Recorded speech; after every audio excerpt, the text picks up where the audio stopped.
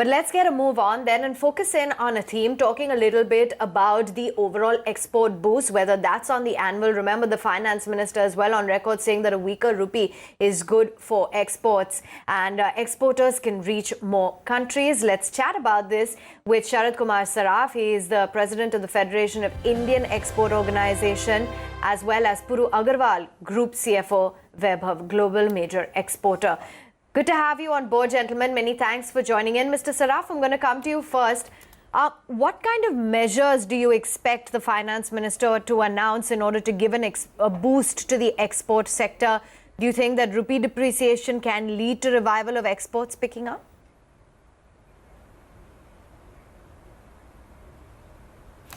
Look, we cannot depend on rupee depreciation to boost exports. Right? Rupee is a volatile issue, and it may go up and it may go down. We have seen conditions when rupee appreciated, but exports also grew. So therefore, rupee depreciation, whatever help it may give, it is not a sustainable help. It will not work out. Therefore, we have to look elsewhere. Today, what we are looking at is the reimbursement of all the embedded taxes, which is a fundamental issue today. We are exporting, apart from goods and services, a very large volume of taxes. The taxes which are, for example, electricity duty on the electricity that is used, the tax on the diesel which is used for transportation, that is not being reimbursed. There is a property tax, there is stamp duty, there are taxes at all levels on the raw materials, on the semi-finished goods that we buy. Those are not refunded. What we are getting under MIES or under drawback are only 2-3%, which hardly takes care of the direct taxes that we pay at the final manufacturing stage. Therefore, the first issue is to have that embedded taxes reimbursed. The second issue is the export flow. You know, we have serious problems off and on at the ports. Either it's a strike or it's exporters being arbitrarily declared as risky, containers being detained, held up, and all kinds of things are there. My suggestion is, don't hold up any export consignment. Let the export consignment go. You can draw a sample. You can have a cursory check. But subsequently, you can continue whatever investigations you want to do. Moment you hold up export consignment, multiple problems are being created. We lose our reputation. The exporter suffers an irreparable damage. LC expires, and a host of other issues come in the play. Another most important issue is quick refund of GST. We find that from time to time IGST is held up. So there must be a smooth reimbursement of IGST immediately after the exports are done. When we used to have the regime of cash compensatory support, 90% or 95% of cash compensatory support was paid within a few days, or within, I think, 7 days of exports, and balance 5% or 10% was paid within a very short time, maybe a month or two. But the exporters never had a cash flow problem. Today the GST is 12%, 18%, and if that is held up, small and medium exporters face tremendous problem. If there are some black sheep, or if there is some issue of misuse of facility, well, there are agencies to look after that. That should not come in the way of 95 or 99% honest exporters. These are some of the issues. And apart from this, we also have an issue of credit availability as well as cost of credit. We have taken that up separately with the Minister of Commerce, and I think that will be addressed. I am expecting a booster package specifically for exports from the Finance Minister very shortly, and I think that should clear the issue of at least the credit. Puru Aggarwal as well from Vaibhav Global is on the line with us. Puru, hi, morning. In the light of the trade war, are exporters like yourself seeing more opportunities open up as a possible alternative to China? And do you believe Indian players are well placed to try and cater to the increased demand? Hi, Aisha. Good morning to you and your viewers. In case of Vaibhav Global Limited, the business model is very robust. regardless of the business conditions in India, we would be able to continue grow as per our guideline.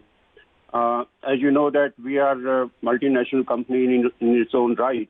We have multiple countries where we have sourcing and manufacturing operations, and we supply from those places to US and UK markets. Our markets demand are pretty strong in both the countries, and so is our supply chain also being very robust. We are well in position to cater to all those demands.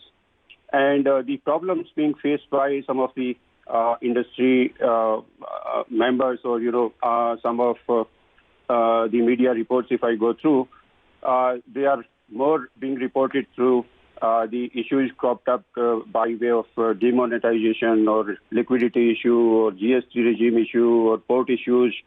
Fortunately, in our business model, we are not being impacted by any of these issues because completely our B2C business is on credit cards, so demonetization didn't impact us at all. In fact, we posted very robust results in those quarters as well. Second issue which is being faced by many is liquidity issue. There also we are very robust. Our balance sheet is very strong. We are a zero debt company, so that also is not impacted us at all. Third is the GST regime. So I see it a very good step by the government, though there have been some teething problems, but that also is not impacted us because in our case, we are importing duty-free. We are entitled to do that because we are exporter. So that way, our working capital is not enough in GST. It's literally insignificant. So that is also not an issue. And lastly, the port issue also does not impact us because in our case, most of the material we send through air because the weight is very less. So that works better for us. So that is also not an issue in our business. So the business model is very robust and is resilient to take care of all these other issues which are being faced by many. Fair enough. Mr. Saraf, I would just want to understand from you, are Indian exporters seeing more interest, more inquiries as a possible alternative to the Chinese exporters? Are Indian players, you think, well placed to even cater to this increased demand?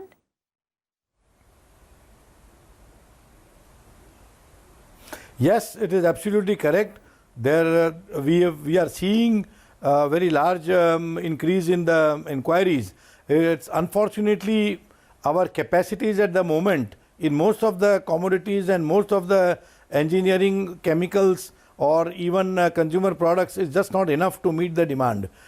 We need to scale up the capacities very quickly. This is what we are appealing to the government also.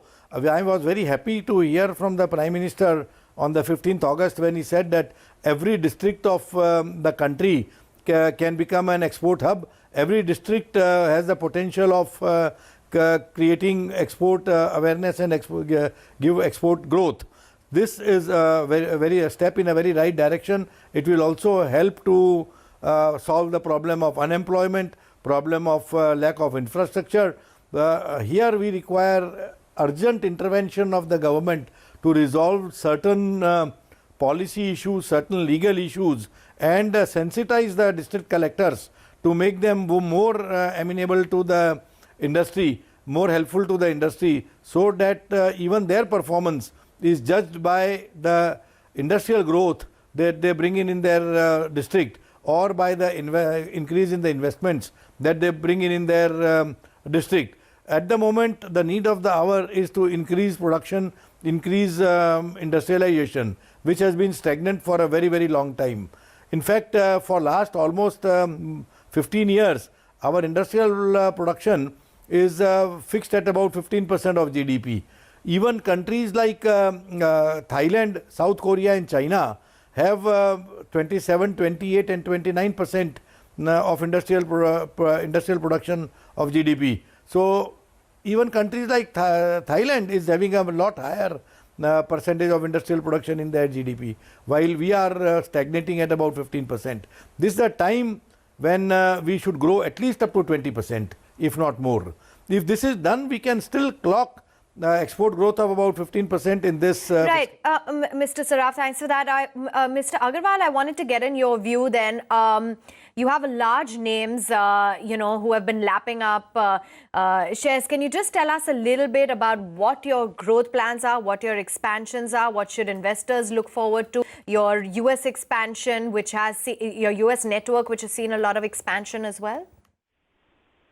Yeah, so in fact, US and UK, both the markets itself are expanding, and we are expanding even at a faster rate.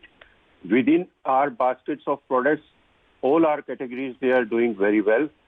Lifestyle products, which we started selling about 4 years back, has been doing increasingly well. And as always, the fashion jewelry has been very robust in both the markets. So we are pretty confident of delivering good set of growth in quarters to come. All right, Mr. Saraf as well as Mr. Aggarwal, many thanks for joining in and giving us a sense of what's happening on the export front as well as the growth prospects for Vaibhav Global.